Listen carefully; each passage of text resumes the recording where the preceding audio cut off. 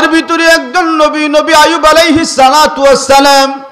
আল্লাহ পাক তাকে পরীক্ষা নিলেন, এমন পরীক্ষা নিলেন যে নবী আইয়ুব আলাইহিস সালাতু ওয়াস সালামের গায়ে এমন ব্যাধি আল্লাহ পাক দিয়ে দিলেন, যেই ব্যাধির কারণে গায়ের গোশতগুলো পচে গেল, দুর্গন্ধ ছড়িয়ে গেল। এক পর্যায়ে নবী আইয়ুব আলাইহিস সালাতু ওয়াস সালাম তিনি এলাকায় থাকতে পারলেন না, লোকেরা তারে বের করে দিল। এমন একটা পর্যায়ে পৌঁছায়া গেল, ঠিক এমন সময় আল্লাহ পাক জিবরিল আমিনকে ডাক দিয়ে বলল, জিবরাইল যাও যাও, আমার নবী আইয়ুবের নিকটে যাও, আমার নবী আইয়ুবের নিকটে যাইয়া তাকে সালাম দাও আর জিজ্ঞাসা করো আমার নবী আইয়ুব কেমন আছে। গভীর মনোযোগ, শিক্ষা নিতে হবে।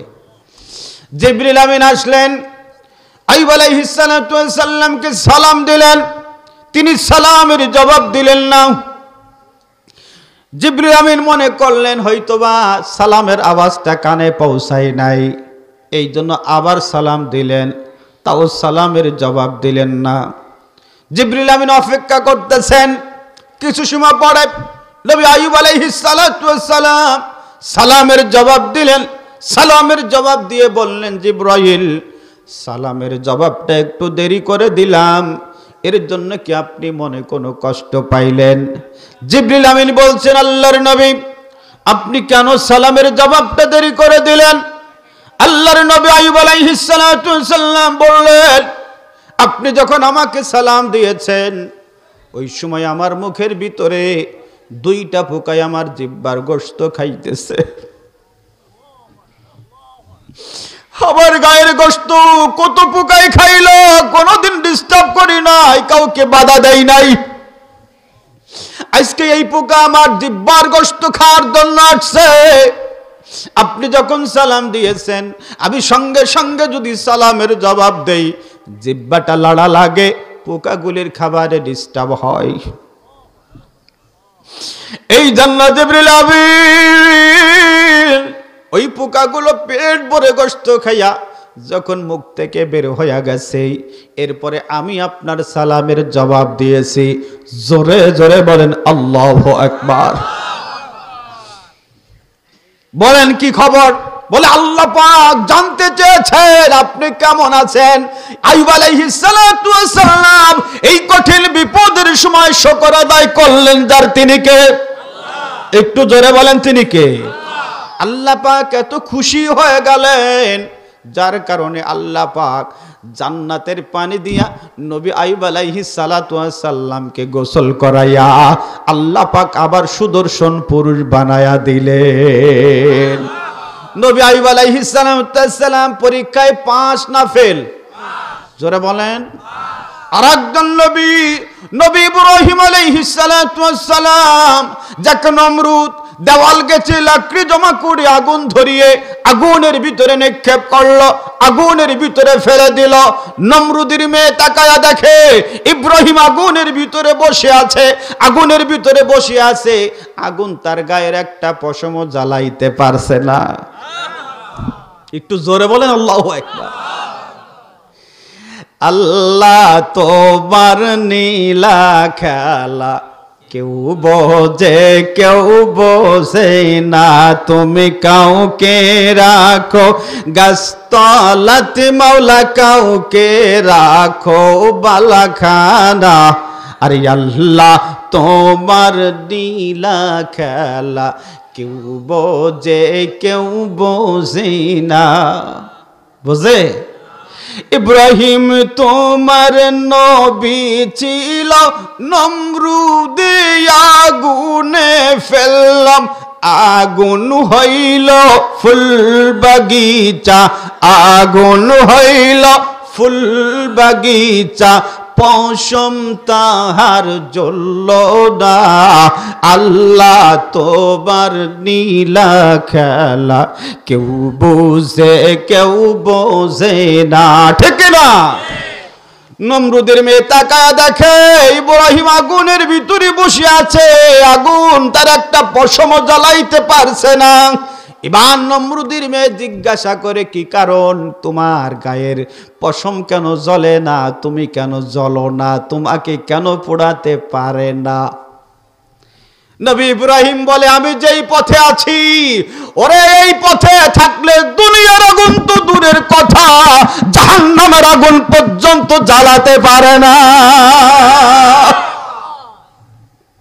তুমিও যদি এই পথে চলে আসো, তাহলে দুনিয়ার আগুনের যেই পাওয়ার, জাহান্নামের আগুনের এর থেকে বেশি পাওয়ার। ওই আগুন পর্যন্ত তোমার গায়ের একটা লোমও পোড়াইতে পারবে না। এবার নমরুদের মেয়ে সঙ্গে সঙ্গে পড়ে নিল, লা ইলাহা ইল্লাল্লাহু ইব্রাহিম খলিলুল্লাহ। নবী ইব্রাহিম আগুনের পরীক্ষায় পাস না ফেল? পাস। আল্লাহ পাক তিনাকে আর একটা পরীক্ষা নিলেন, বোঝানোর জন্য বলতেছে এগুলো। যদি কোনো ব্যক্তির সন্তান জন্ম নেওয়ার পরে সন্তান মারা যায়, ওই সন্তানের জন্য অত ব্যথা লাগে না, কষ্ট লাগে না।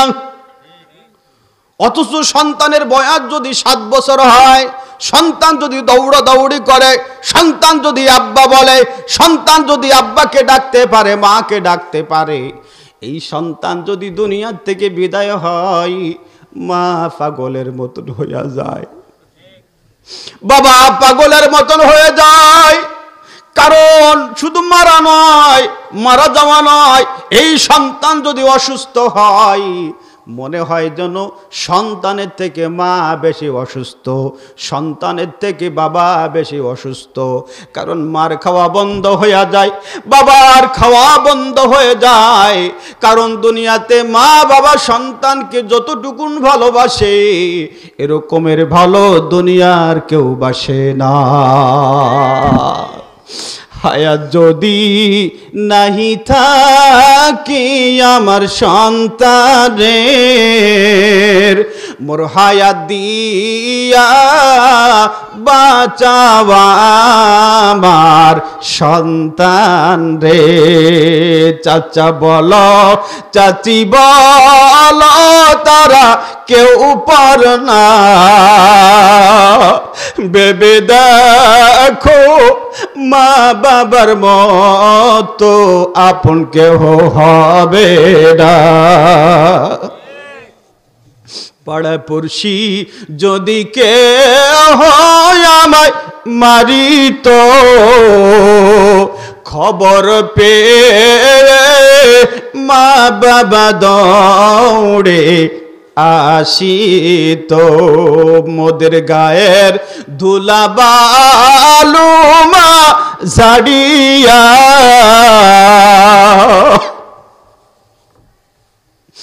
মোদের গায়ের ধুলা বালু মা ঝাড়িয়া, আদর করে কোলে দিতেন তুলিয়া, আদর করে চুমা খেতেন মোদের বুক ভরিয়া। ঠিক না? মা বাবা সন্তানকে যত ভালোবাসে, এত ভালো কেউ বাসে না। নবী ইব্রাহিম আলাইহিস সালাতু ওয়াস সালামের সন্তান যখন দৌড়াদৌড়ি করতে পারে, ইসমাইল আব্বা বলতে পারে, আম্মা বলতে পারে, এমন সময় আল্লাহ পাক স্বপ্নে দেখাইলেন ইব্রাহিমকে, তোমার প্রিয় বস্তুকে আমার রাস্তায় জবাই করতে হবে, কোরবানি করতে হবে। যখন স্বপ্ন দেখেছে, সন্তানকে বলতেছে, বাবা আমি স্বপ্ন দেখেছি যে আমি তোমাকে জবাই করতেছি। ছেলে যেরকম বাবাও সেরকম, বাবা চায় সন্তানকে জবাই করার জন্য, ছেলেও চায় জবাই হওয়ার জন্য। আল্লাহু আকবার। ছেলে বলল, আব্বা জান আপনি আপনার হুকুম বাস্তবায়ন করেন, এটা যদি আল্লাহ পাক চেয়ে থাকেন, কারণ নবীদের স্বপ্নটা ওহী, ঠিক না? এটা আপনি পূরণ করেন। এবার সন্তানকে জবাই করবে, সন্তান বলতেছে আব্বা আমার হাত বেঁধে দেন, আমার পা বেঁধে দেন, আমার চক্ষু বেঁধে দেন, আপনার নিজের চোখটাও বেঁধে নেন। কারণ 80 বছর 85 বছর বয়সের সময় ইসমাইল হয়েছে। এ বাবারে, বাপ চক্ষু বেঁধেছে, সন্তানেরও চক্ষু বেঁধেছে। এবার যখন বিসমিল্লাহি আল্লাহু আকবার বলবে, বলে ছুরিটা বিসমিল্লাহ বলে টান দিয়েছে, আল্লাহু আকবার বলে চালায়া দেবে। এমন সময় আল্লাহ পাক জিবরাইলকে ডাক দেয়, জিবরাইল তাড়াতাড়ি যাও, তাড়াতাড়ি যাইয়া ইসমাইলের গলার উপরে একটা লোহার টুকরা ধরো। কারণ ইসমাইল যেভাবে ছুরি ধরছে মুহূর্তের ভিতরে ছুরিটা চালায়া দেবে। জিবরাইল দুইটা সময় সব থেকে বেশি দ্রুতভাবে আসছে, তার ভিতরে একটি সময় হলো ইসমাইলের জবাই করার সময়।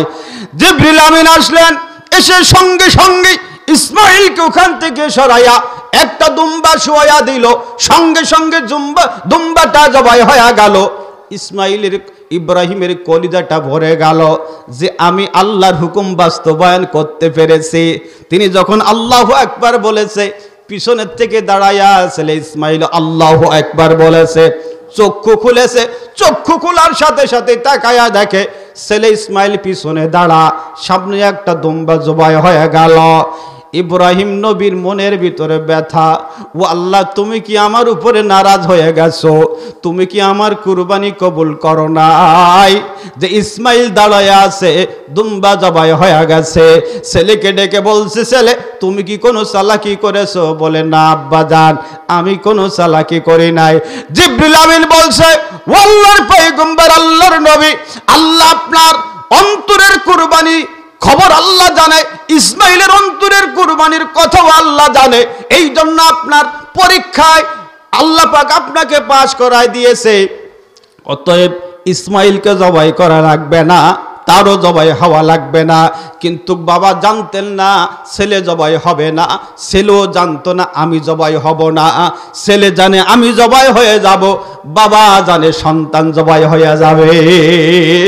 এই কঠিন পরীক্ষায় নবী ইব্রাহিম পাস না ফেল। তাইলে আল্লাহ নবীদের পরীক্ষা নিয়েছে, আমরাও যদি সেই নবীদের অনুসারী হই আমাদেরও পরীক্ষা আছে না নাই? নাকি অটো পাস করবেন?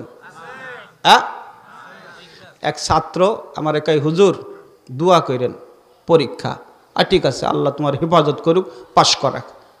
পাস করার পরে আসছে, পাস করছো? বলে হুজুর লজ্জা দিয়েন না। কেন? কই যে পরীক্ষা 3টা দিছি। কয়টা? 3টা। বাকি যা ছিল আর একটাও দেওয়া লাগে নাই, তারপরেও পাস করছি। কি পাস? কই যে অটো পাস। কি পাস? ও কি পাস না বাস? কথা কয় না।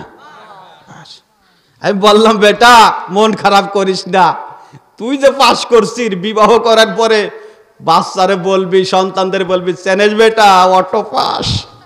কথা কয় না। হ্যাঁ, তাহলে এরা বিপদের সময়ও তাওয়াক্কুল করেছিল কার উপরে? জোরে বলেন, জোরে বলেন। আমার আপনারও যদি বিপদ আসে তাওয়াক্কুল করে থাকবো কার উপরে? আর একটু ক্লিয়ার করার জন্য বলছি, 11টা বাজে, দোয়ার দিকে যাচ্ছি। খারাপ লাগে?